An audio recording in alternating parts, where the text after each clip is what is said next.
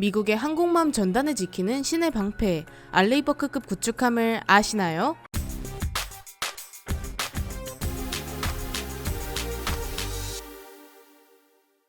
안녕하세요, 지식스토리입니다. 이번에는 세계에서 가장 강력한 해군 전력인 미국의 항공모함 전단을 지켜주는 든든한 구축함에 대해 알아볼 텐데요. 제2차 세계대전을 끝으로 항공모함 전단이 빛을 발하며 미국은 항공모함 전단에 엄청난 투자를 진행합니다. 국력의 상징이었던 커다란 전함은 멀리 쏘지도 못하고 함재기에 두들겨 맞는 몸집만 큰 표적이 되어갔죠. 제2차 세계대전 당시만 해도 동료였던 소련은 어느새 이념을 대립하는 거대한 적이 되어 있었습니다. 미국은 항공모함 전단을 꾸려 소련을 압박하기 시작했습니다. 소련은 땅도 넓고 바다도 많았지만 이 망할 놈의 바다는 틈만 나면 얼어붙었죠. 게다가 미국의 항공모함 전단이 엄청났기 때문에 정상적인 방법으로 맞서면 질 것이 뻔했습니다. 결국 소련은 바다가 얼어붙어도 운용이 가능하고 미국에게 맞설 수 있는 카드인 잠수함에 투자합니다. 그런데 소련이 잠수함을 출항할 수 있는 항구는 매우 제한적이었습니다. 소련의 잠수함이 움직일 수 있는 경로가 정해져 있다고 봐도 무방한데요. 미국은 소련을 대적할 북대서양 조약기구, 즉 나토를 결성해 소련이 대서양으로 나오는 길목마다 잠수함 탐지기를 설치해 소련을 감시했습니다. 그래서 소련 잠수함은 대서양조차 마음대로 갈 수 없었죠. 미국 앞바다까지 가겠다는 것은 더 어려운 일이었습니다. 심지어 미국은 잠수함에 대응하는 대잠 항모 전단을 꾸려 소련의 잠수함 전력을 압박했죠. 결국 소련은 미사일로 작전을 변경합니다.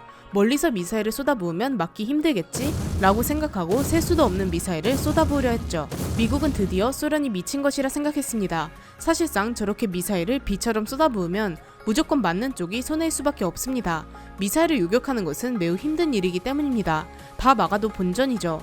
그래서 미국도 미사일 공격에 대응하는 전략을 짭니다. 아주 많은 단계의 방공망을 갖추는 것이었습니다. 하지만 소련의 미사일 기술은 생각보다 빠르게 발전했고 1975년 4월부터 5월까지 약 한 달에 걸친 오케안 75 해상 훈련은 모든 것을 바꿔놓았습니다. 소련은 이때 수백 발의 미사일을 동시에 발사했고 1분 30초도 되지 않은 짧은 시간 내에 가상의 목표물을 명중하는 것을 보여줬죠. 그리고 소련의 국방장관은 다음과 같이 말했습니다. 우리 소련의 해군은 세계의 대양 어디든지 소련의 국가 이익을 위한 방어 임무를 수행할 수 있게 되었다. 라고 말이죠. 말 그대로 방어라고 해서 방어지 위험한 대상을 전부 때려 부수는 것이 방어라는 논리였습니다. 미국은 놀라 자빠질 정도였죠. 겨우 몇 단계의 방어막을 구축했다고 안심하고 있었던 미국은 어쩔 줄 몰랐습니다. 저 미사일들이 지금 당장 미국 함대로 날아온다면 도저히 막는 것이 불가능했기 때문입니다. 미 해군은 소련의 미사일 소나기를 막기 위해 견고한 방공망 구축 연구를 더욱 촉진했습니다. 다행히 오케안 75 훈련 이전에 소련의 미사일을 방어하기 위해 방공망 구축 연구를 하고 있어서 망정이지 저 훈련을 보고 나서 개발했다면 답이 없었을 것입니다. 미국은 이미 신개념 레이더인 위상배열 레이더를 개발한 상태였는데요. 위상배열 레이더란 빙글빙글 돌던 과거의 레이더와 달리 전자식으로 한 방향을 집중 탐지할 수 있는 레이더입니다. 그래서 목표물의 정확한 위치를 파악하고 추적하는 데 훨씬 뛰어난 레이더이죠. 미국은 위상배열 레이더를 이용해 새로운 방공 시스템을 구축했는데 그 시스템 이름을 이지스라고 불렀습니다. 바로 신의 방패가 탄생한 것입니다. 타이밍 좋게 미국의 구축함들은 노후되고 있었고 이때다 싶어서 다음 세대의 구축함들에게 이지스 시스템을 구축하려고 했습니다. 이지스 시스템으로 도배한 함정들만 있다면 소련의 미사일 정도는 충분히 막을 것이라고 생각했죠. 이지스 시스템은 다수의 목표물을 동시에 탐지해 요격할 수 있는 무기 시스템입니다. 이지스 시스템에 대한 자세한 내용이 궁금하다면 우측 상단의 링크를 통해 시청 가능합니다. 그렇게 미국은 DDG-47이라는 프로젝트를 시작해 이지스 시스템을 적용한 함정을 개발하기 시작했습니다. 처음에는 스프루언스급 구축함에 이지스를 탑재하려고 했습니다. 스프루언스 구축함은 만재 배수량이 8,000톤 정도 되는 대형 구축함이었는데요. 여기 이지스 시스템을 넣으니 너무 배가 커져버린 것이었습니다. 무려 9,200톤에 달하는 배가 되어버렸는데 차라리 작은 배를 개조하지 말고 처음부터 크게 만들기로 했습니다. 그렇게 DDG-47 구축함을 순양함급으로 변경하고 새로 개발에 착수했습니다. 그 유명한 타이콘데로가급 순양함이 탄생했죠. 타이콘데로가급 순양함은 동시에 900개가 넘는 표적을 추적 및 탐지할 수 있고 이 중에서 20개에 달하는 표적을 격추할 수 있습니다. 20개씩 순차적으로 공중 목표물을 격파하는 것입니다. 진짜 신의 방패인 것이죠.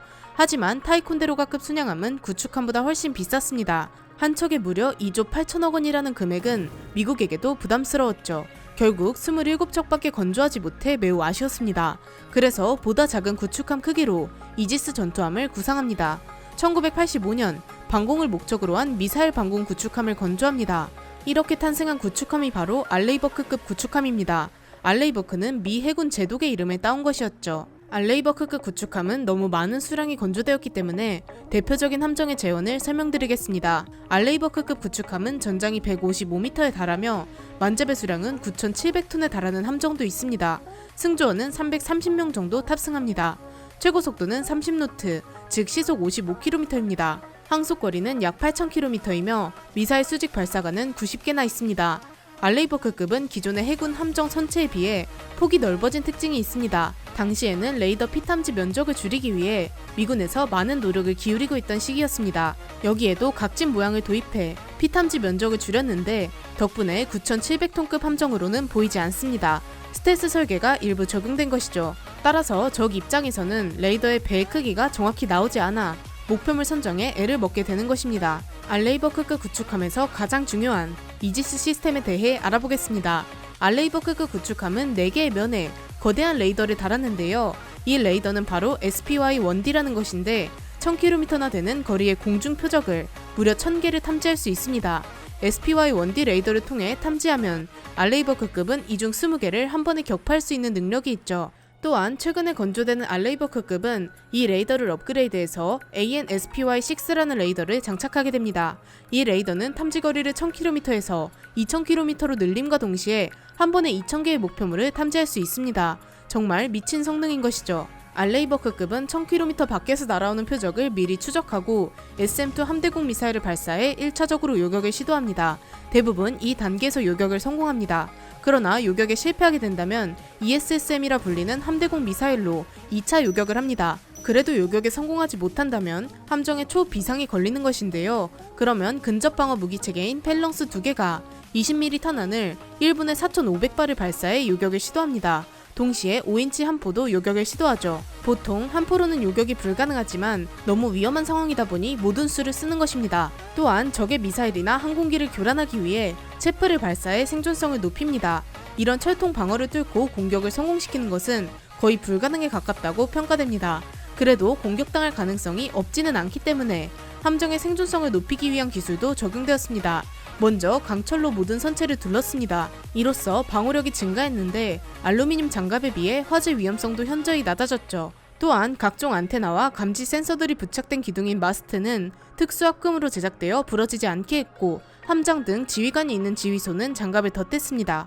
또 화생방 공격에 대비하여 MBC 방어 체계가 도입되어 화학, 생물 무기로부터 안전합니다. 공격으로 엔진실이 파괴될 경우도 고려했는데요. 엔진이 파괴되면 전기를 생산하지 못해 모든 무기 체계가 마비될 수 있습니다. 그래서 3개의 발전기를 함정 곳곳에 숨겨두어 엔진이 고장나거나 파괴되어도 전투를 수행할 수 있죠. 진짜 엄청난 수준의 생존성입니다. 그럼 공격력은 어떨까요? 먼저 5인치 크기의 함포 한문이 있긴 하지만 크게 중요하지 않습니다. 보통 순항 미사일인 토마호크 미사일을 사용해 지상 공격을 수행하는데 사정거리가 최대 2,500km에 달합니다. 또한 적 함정을 공격할 때는 하푼 함대함 미사일을 이용하는데 300km 밖에 있는 함정을 공격할 수 있습니다. 이런 여러 종류의 미사일들이 90개의 수직 미사일 발사관에서 발사됩니다. 하지만 알레이버크도 완전 무적은 아니었는데요. 2000년에 보트를 통한 자폭 공격을 막아내지 못했습니다. 17명이 사망하는 피해를 입었죠. 이때는 미처 방어하지 못했지만 미사일이나 항공기 방어에 매우 출중한 것은 사실입니다. 방어력부터 공격력까지 매우 놀랍기만 한데 알레이버크급 구축함의 주요 임무는 공격이 아닙니다. 항공모함을 보호하는 것이죠. 알레이버크급 구축함 6에서 8척 정도가 하나의 항공모함을 지킵니다. 그리고 항공모함은 전투기를 발진시켜 적을 공격하죠. 알레이버크급만 있는 것도 아닙니다. 타이콘데로가급도 함께 항공모함을 지키는 역할을 수행하죠. 미국은 현재 알레이버크급 구축함을 총 67척 건조했고 67척 모두 현역으로 활동하고 있습니다. 현재 6척은 건조가 진행 중입니다. 총 82척을 건조할 계획이죠. 현재 현역으로 활동하는 모든 구축함 중 가장 많은 수량을 기록하고 있습니다. 한 척의 가격이 약 2조 원에 달하는 비싼 함정인데 미국이기 때문에 이렇게 찍어낼 수 있는 것입니다. 우리나라의 세종대왕급 구축함도 알레이버크급 구축함을 기반으로 설계되었던 만큼 알레이버크급 구축함은 명품 구축함으로 자리 잡고 있습니다. 이렇게 신의 방패라 불리는 알레이버크급에 대해 알아보았는데요. 영상을 재밌게 보셨다면 구독과 좋아요 부탁드립니다. 감사합니다. 지식스토리였습니다.